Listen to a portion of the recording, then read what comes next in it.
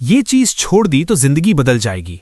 लेकिन दिक्कत ये है कि जिस चीज को छोड़ने की बात हो रही है वो आपको बुरी नहीं लगती, बल्कि आपको वही चीज सबसे ज्यादा सही और जरूरी लगती है। और यही कारण है कि जिंदगी इतनी देर तक वैसी ही बनी रहती है जैसी वो बनी हुई है। आप सोचते हैं कि अगर कुछ गलत होता तो दर्द ज्यादा होता, अगर कुछ बहुत खराब होता तो सब कुछ टूट जाता। लेकिन सच ये है कि सबसे खतरनाक चीजें वो होती हैं जो धीरे धीरे आपको हॉलो करती हैं, बिना शोर किए, बिना चेतावनी दिए।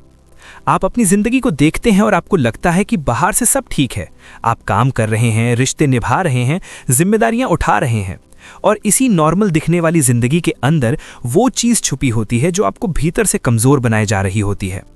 आपको लगता है कि आप प्रैक्टिकल हो गए हैं, रियलिस्टिक हो गए हैं, ज्यादा सोच समझकर चलने लगे हैं, लेकिन सच ये है कि आप धीरे धीरे अपने ही अंदर की आवाज को दबाने लगे हैं और इसे आप मैच्योरिटी का नाम दे देते हैं। ये चीज कोई बुरी आदत नहीं है, नशा नहीं है, आलस नहीं है, बल्कि ये वो हैबिट है जो आपको बार बार ये सिखाती है कि जो महसूस हो रहा है उसे ज्यादा सीरियस मत लो, जो चाह रहे हो उसे थोड़ा कम कर लो, जो सोच रहे हो उसे बाद में देखेंगे कह दो। हर बार जब आप अपने अंदर उठने वाली किसी सच्ची फीलिंग को पोस्टपोन करते हैं, हर बार जब आप अपने डिस्कम्फर्ट को इग्नोर करते हैं, हर बार जब आप अपने मन की बात कहने से पहले ये सोचते हैं कि लोग क्या कहेंगे, तब वही चीज़ और मजबूत हो जाती है। आपको लगता है कि आप पीस के लिए ऐसा कर रहे हैं, लेकिन असल में आप कॉन्फ्लिक्ट से बच रहे होते हैं, और कॉन्फ्लिक्ट से बचते बचते आप खुद से भी बचने लगते हैं। आप नोटिस करेंगे कि आप पहले जितना एक्साइटेड नहीं होते, पहले जितना क्लियर नहीं सोचते और पहले जितनी एनर्जी नहीं रहती, लेकिन आप इसे उम्र, जिम्मेदारियां या हालात का नाम दे देते हैं। असल में एनर्जी बाहर से नहीं जाती, एनर्जी अंदर से लीक होती है, और वो लीक हर उस पल में होता है जब आप जानते हुए भी अपने लिए खड़े नहीं होते। आप रिश्तों में एडजस्ट करते हैं, काम में कॉम्प्रोमाइज़ करते हैं, अपने टाइम को इग्नोर करते हैं और खुद से कहते हैं कि बाद में देखेंगे, अभी नहीं, और ये बाद में कभी आता ही नहीं। धीरे धीरे आपकी एक्सपेक्टेशंस कम हो जाती हैं, ड्रीम्स छोटे हो जाते हैं, और आप इसे विजडम समझने लगते हैं, जबकि भीतर कहीं एक आवाज़ चुप हो जाती है। ये आवाज़ गुस्से से नहीं चुप होती, डर से नहीं चुप होती, बल्कि बार बार अनसुनी होकर चुप होती है। आप ये भी नोटिस करते हैं कि अब ज़्यादा इरिटेटेड रहने लगे हैं, छोटी बातों पर थक जाते हैं और लोगों से दूरी बनाने लगे हैं, लेकिन आप इसे स्ट्रेस का नाम दे देते हैं। असल में स्ट्रेस सिम्टम है, कॉज नहीं, और कॉज वही चीज़ है जिसे आप रोज़ छोड़ रहे हैं, अपनी ऑनेस्टी, अपनी इनर क्लैरिटी, अपनी बाउंड्रीज। आप खुद को कन्विंस कर लेते हैं कि लाइफ ऐसी ही होती है, कॉम्प्रोमाइज़ का नाम है, और यही बिलीफ आपको सेफ भी लगता है, क्योंकि सेफ बिलीफ सवाल नहीं पूछता। लेकिन अंदर कहीं आपको ये भी पता होता है कि आप हाफ लाइफ जी रहे हैं, पूरी नहीं, और यही अवेयरनेस सबसे अनकंफर्टेबल होती है। आप हर दिन अपने आप से थोड़ा सा दूर होते जाते हैं, और यही डिस्टेंस आपको कमज़ोर बनाती है, क्योंकि स्ट्रेंथ बाहर से नहीं आती, स्ट्रेंथ कनेक्शन से आती है। जब कनेक्शन टूटता है तो आप अप्रूवल, वैलिडेशन और स्ट्रक्चर पर डिपेंड करने लगते हैं, और डिपेंडेंस हमेशा वीकनेस की जड़ होती है। आप ये सोचते हैं कि ज़िंदगी बदलने के लिए कुछ बड़ा करना पड़ेगा, कोई ड्रास्टिक डिसीजन लेना पड़ेगा, लेकिन सच ये है कि ज़िंदगी उस दिन बदलती है जिस दिन आप ये छोड़ देते हैं कि सब कुछ ठीक है, जबकि अंदर कुछ ठीक नहीं है। ये छोड़ना आसान नहीं है, क्योंकि इसके साथ गिल्ट आता है, डर आता है, रिस्पॉन्सिबिलिटी आती है, और रिस्पॉन्सिबिलिटी से ज़्यादातर लोग भागते हैं। आप सोचते हैं कि अगर आपने सच में अपने लिए खड़ा होना शुरू किया तो लोग नाराज हो जाएंगे, रिश्ते बदल जाएंगे, और शायद आप अकेले पड़ जाएंगे।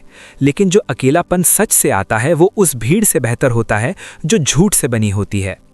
आपको ये भी समझ में आने लगता है कि ज़्यादातर लोग इसलिए नहीं बदलते क्योंकि चेंज मुश्किल है, बल्कि इसलिए क्योंकि चेंज से पहले खुद को स्वीकार करना पड़ता है। और खुद को स्वीकार करना मतलब ये मान लेना कि आप अब तक खुद के साथ पूरी तरह ईमानदार नहीं थे। यही एक्सेप्टेंस सबसे पेनफुल भी है और सबसे पावरफुल भी। पार्ट 1 यहीं आपको इस मोड़ पर छोड़ता है जहां अब सवाल ये नहीं रह जाता कि जिंदगी बदल सकती है या नहीं, बल्कि ये रह जाता है कि क्या आप वो चीज़ छोड़ने को तैयार हैं जो आपको सुरक्षित तो रखती है लेकिन जिंदा नहीं। अब इस हिस्से में वो बात साफ होने लगती है जिसे आप पार्ट 1 में सिर्फ महसूस कर पा रहे थे, लेकिन नाम नहीं दे पा रहे थे। क्योंकि जिस चीज़ को छोड़ने की बात हो रही है वो कोई एक आदत नहीं है, बल्कि जीने का एक पूरा तरीका है जिसे आपने नॉर्मल मान लिया है। वो चीज़ है खुद के खिलाफ जीने की आदत, और ये आदत इतनी सोशली एक्सेप्टेबल है कि इसे छोड़ना रिबेलियन जैसा लगता है।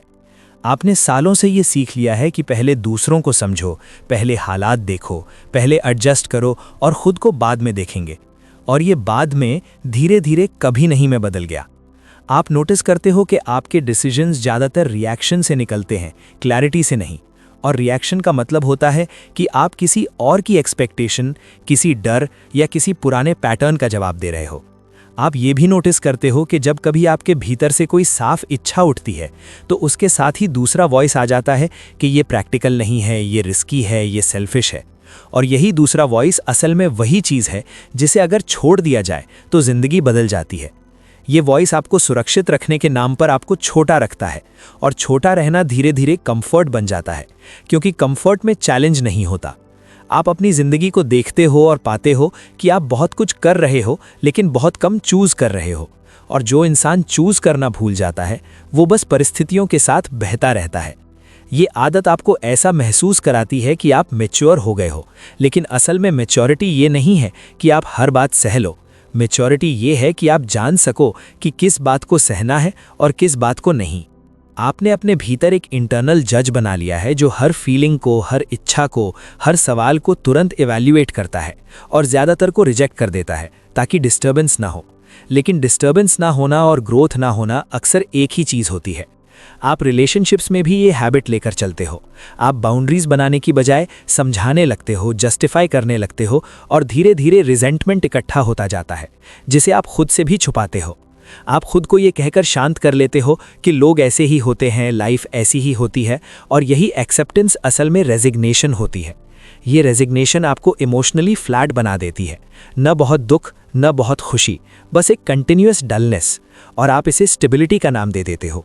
आप नोटिस करते हो कि आपकी बॉडी भी रिएक्ट करने लगती है, थकान, हैवीपन, नींद का बिगड़ना, एंग्जाइटी, और आप इसे लाइफस्टाइल इशू समझते हो, जबकि बॉडी अक्सर वही बोलती है जो आप नहीं बोल रहे। आपके भीतर जो कुछ भी अनएक्सप्रेस्ड रहता है वही शरीर के जरिए बाहर आने की कोशिश करता है। ये हैबिट आपको धीरे धीरे सेल्फ ट्रस्ट से काट देती है, क्योंकि हर बार जब आप जानते हुए भी अपने लिए खड़े नहीं होते तो आपके भीतर एक साइलेंट मैसेज जाता है कि तुम पर भरोसा नहीं किया जा सकता। और सेल्फ ट्रस्ट टूटते ही आप एक्सटर्नल वैलिडेशन पर डिपेंड करने लगते हो, लोगों की approval, rules, systems, titles, rules, और यही डिपेंडेंस आपको और कमज़ोर बनाती है। आप ये भी नोटिस करते हो कि आप ज़्यादा सोचते हो, कम महसूस करते हो, और इसे इंटेलिजेंस समझते हो, जबकि असल में ये डिस्कनेक्शन का साइन होता है। सोचना तब प्रॉब्लम बनता है जब वो महसूस करने से बचने का तरीका बन जाए। आप अपनी ज़िंदगी में इतने सारे रोल्स निभाते हो कि आपको याद ही नहीं रहता कि आप रोल के बाहर कौन हो, और रोल से बाहर आना आपको डराता है क्योंकि वहाँ कोई स्क्रिप्ट नहीं होती। यही डर आपको उसी चीज़ से चिपकाए रखता है जिसे छोड़ने की बात हो रही है। आपको लगता है कि अगर आपने ये छोड़ दिया तो सब कुछ अनस्टेबल हो जाएगा, रिश्ते टूट जाएंगे, लोग नाराज़ हो जाएंगे। लेकिन सच ये है कि जो रिश्ता आपकी ऑनेस्टी नहीं सह सकता वो स्टेबिलिटी नहीं, कंट्रोल था। आप धीरे धीरे ये समझने लगते हो कि ये आदत आपको अच्छा इंसान नहीं बना रही थी, बल्कि अग्रीएबल इंसान बना रही थी। और अग्रीएबिलिटी और गुडनेस में फ़र्क होता है। गुडनेस ग्राउंडेड होती है, अग्रीएबिलिटी डर से आती है। आपको ये भी दिखने लगता है कि ये आदत आपको फ्यूचर में जीने पर मजबूर करती है, अभी नहीं, बाद में, कभी जब हालात सही होंगे। और इस तरह प्रेजेंट आपकी पकड़ से फिसलता रहता है। आप रियलाइज़ करते हो कि आपने बहुत कुछ डिले कर दिया सिर्फ इसलिए क्योंकि सही समय का इंतज़ार कर रहे थे, और सही समय कभी नहीं आता, क्योंकि करेज से पहले सेफ्टी चाहिए होती है। इस स्टेज पर बहुत से लोग वापस मुड़ जाते हैं क्योंकि ये देखना पेनफुल होता है कि आपने खुद को कितनी बार छोड़ा है। कुछ लोग गिल्ट में चले जाते हैं, कुछ लोग खुद को ब्लेम करने लगते हैं, लेकिन दोनों ही रिएक्शंस उसी हैबिट को फ्यूल करते हैं। असल शिफ्ट तब आता है जब आप बिना ब्लेम के ये देख पाते हो कि ये आदत आपने सर्वाइव करने के लिए बनाई थी, ना कि खुद को नुकसान पहुंचाने के लिए। ये रियलाइजेशन कंपैशन लाती है, और कंपैशन ही वो ज़मीन है जहां रियल चेंज शुरू होता है। अब सवाल ये नहीं रह जाता कि ये आदत गलत है या सही, बल्कि ये हो जाता है कि क्या ये आदत अब भी आपकी ज़िंदगी सर्व कर रही है। और जब आप ईमानदारी से इस सवाल को पूछते हो तो जवाब खुद ही सामने आ जाता है। यही आपको इस क्लैरिटी तक लाता है कि वो चीज़ कोई बाहर की आदत नहीं थी, बल्कि एक अंदरूनी पॉस्चर था जिससे आप जिंदगी के सामने खड़े होते थे। अब इस आखिरी हिस्से में बात किसी सडन ट्रांसफॉर्मेशन की नहीं होती और ना ही किसी एक बड़े फैसले की, क्योंकि जो चीज़ आपने इतने सालों में सीखी है वो एक दिन में नहीं छूटती, बल्कि धीरे धीरे ढीली पड़ती है, जैसे कोई पकड़ जो अब ज़रूरी नहीं रही। यहाँ सबसे पहला बदलाव ये होता है कि आप खुद को बदलने की कोशिश बंद कर देते हो, क्योंकि अब आपको दिखने लगता है कि बदलने की कोशिश ही उस पुरानी आदत का हिस्सा थी जिसमें आप खुद को कभी इनफ नहीं मानते थे। अब आप सुधारने की जगह सुनना शुरू करते हो, और सुनना बहुत सटल होता है। इसमें कोई मेहनत नहीं लगती, बस ईमानदारी लगती है। आप नोटिस करते हो कि जब आप अपने अंदर उठने वाली किसी फीलिंग को तुरंत दबाते नहीं, बल्कि उसे रहने देते हो, तो वो उतनी खतरनाक नहीं होती जितनी आपने उसे समझ रखा था। आप पहली बार ये सीखते हो कि डिस्कम्फर्ट आपको तोड़ता नहीं, बल्कि डायरेक्शन देता है, और डायरेक्शन दिखते ही डर थोड़ा पीछे हट जाता है।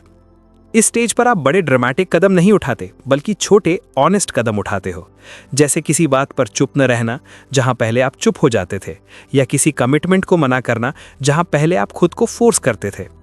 ये छोटे कदम बाहर से इनसिग्निफिकेंट लगते हैं, लेकिन भीतर सेल्फ ट्रस्ट को वापस बनाते हैं, और सेल्फ ट्रस्ट ही असली स्ट्रेंथ है। आप धीरे धीरे महसूस करते हो कि आपकी एनर्जी लीक कम हो रही है, क्योंकि अब आप दो जिंदगियां नहीं जी रहे, एक बाहर के लिए और एक अंदर के लिए। अब जो बाहर है वही अंदर है, और यही अलाइनमेंट थकान को कम करता है। आप ये भी समझते हो कि बाउंड्रीज बनाना फाइट नहीं है, बल्कि क्लैरिटी है, और क्लैरिटी को डिफेंड करने की जरूरत नहीं होती। जब आप पहली बार बिना जस्टिफिकेशन के कोई बाउंड्री रखते हो तो डर आता है, लेकिन साथ ही एक स्ट्रेंज सा रिलीफ भी आता है, क्योंकि अब आप खुद के साथ खड़े हो। इस स्टेज पर कुछ रिश्ते नेचुरली बदलने लगते हैं, कुछ दूर हो जाते हैं, कुछ गहरे हो जाते हैं, और आप इसे लॉस नहीं मानते, बल्कि रीऑर्गेनाइजेशन मानते हैं। आप अब हर किसी को खुश रखने की कोशिश नहीं करते, क्योंकि आपने देख लिया होता है कि सबको खुश रखने की कीमत खुद को खोना थी। ये छोड़ना आसान नहीं होता, क्योंकि गिल्ट बार बार आता है, लेकिन अब आप गिल्ट को सिग्नल की तरह देखते हो, न कि आदेश की तरह। आप पूछते हो कि ये गिल्ट सच से आ रहा है या डर से, और यही सवाल गिल्ट की पकड़ ढीली कर देता है। आप ये भी नोटिस करते हो कि आपकी बॉडी ज़्यादा रिलैक्स्ड है, आपकी नींद बेहतर है, आपकी रिएक्शंस धीमी हैं, क्योंकि अब नर्वस सिस्टम को कॉन्स्टेंटली डिफेंड नहीं करना पड़ता। आप अब परफेक्शन चेज नहीं करते, क्योंकि परफेक्शन भी उसी पुरानी आदत का रिफाइंड वर्जन था, जिसमें आप खुद को एक्सेप्ट नहीं करते थे। अब आप इम्परफेक्ट लेकिन प्रेजेंट होते हो, और प्रेजेंस में ही रियल पावर होती है। आप समझने लगते हो कि जिंदगी बदलने के लिए कुछ जोड़ना नहीं पड़ता, बल्कि कुछ छोड़ना पड़ता है, और वो छोड़ना बाहर की चीज़ नहीं थी, बल्कि खुद के खिलाफ खड़े होने की आदत थी। इस छोड़ने के साथ आप अचानक फियरलेस नहीं बन जाते, लेकिन आप डर के साथ जीना सीख जाते हो, और डर के साथ जीना डर से जीने से बहुत अलग होता है। आप अब फ्यूचर में नहीं भागते और पास्ट में नहीं अटकते, क्योंकि आपने देख लिया होता है कि दोनों ही जगह आप नहीं होते। अब आप प्रेजेंट में ऑकवर्ड, इम्परफेक्ट लेकिन अलाइव होते हो।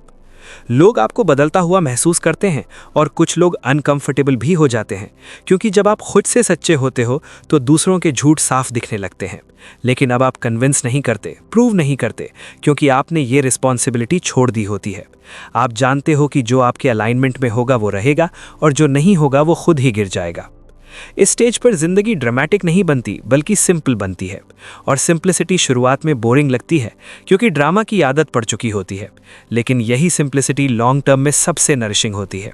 आप अब हर दिन खुद से ये साबित नहीं करते कि आप ठीक हो, आप बस जीते हो, और जीना एफर्ट से नहीं, ऑनेस्टी से आता है।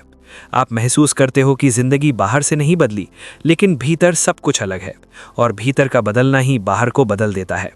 यही वो जगह है जहां आप समझते हो कि ये टाइटल झूठा प्रॉमिस नहीं था, क्योंकि सच में ये एक चीज़ छोड़ दी तो जिंदगी बदल जाती है, और वो चीज़ थी खुद से दूर रहने की आदत। अब आप खुद के साथ रहते हो, चाहे जिंदगी जैसी भी हो, और यही साथ सबसे बड़ी ताकत बन जाता है।